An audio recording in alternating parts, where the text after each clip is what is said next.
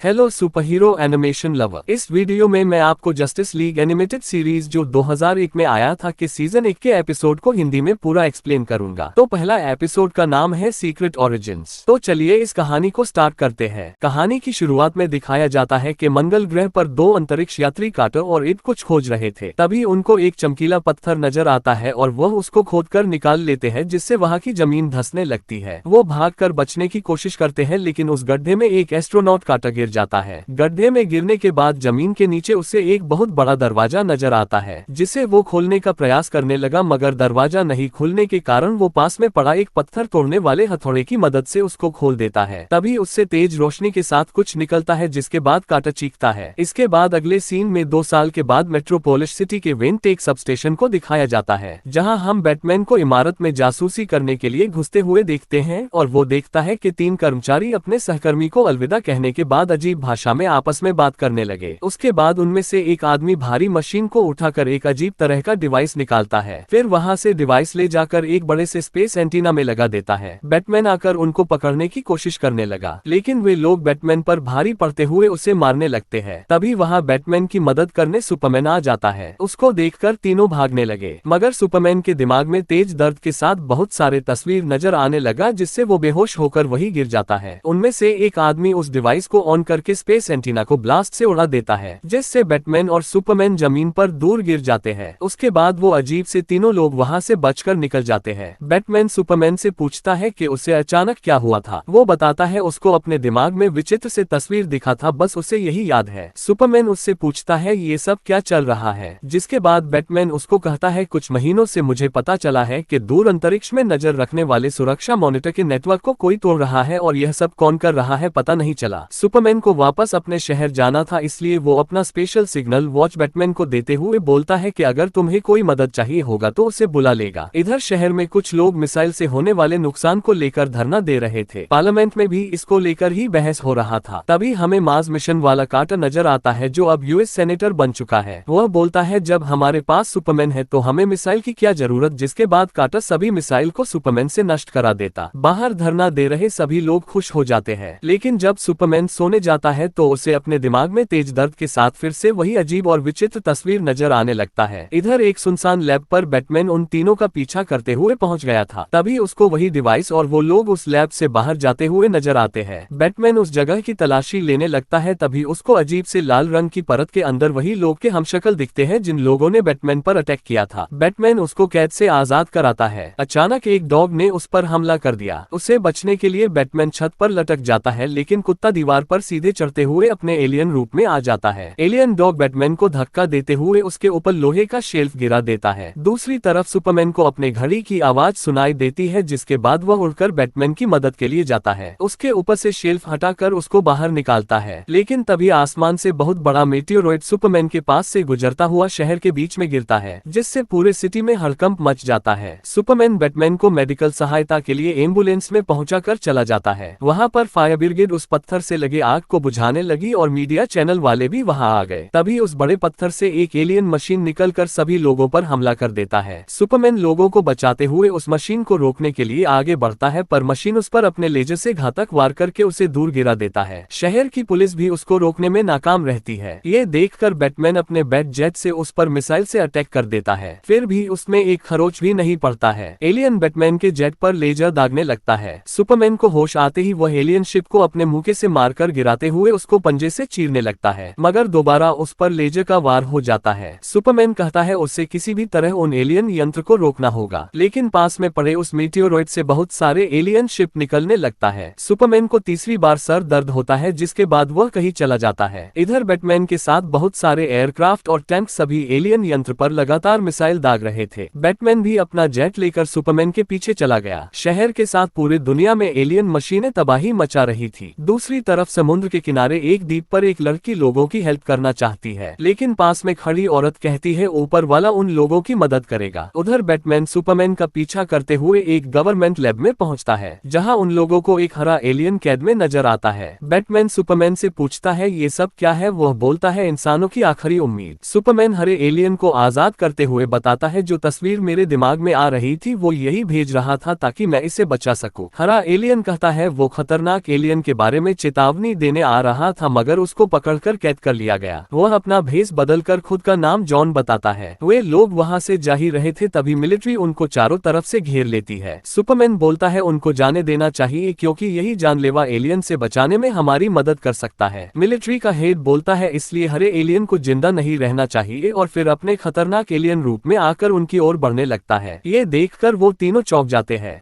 आगे क्या हुआ आपको जानना है और क्या इसके आगे का भी एपिसोड्स का एक्सप्लेनेशन चाहिए या दूसरे सीरीज का चाहिए तो बताएं। अगर आपको यह वीडियो पसंद आया तो चैनल को सब्सक्राइब करें, वीडियो को लाइक और कमेंट करके बताएं आप क्या सोचते हैं।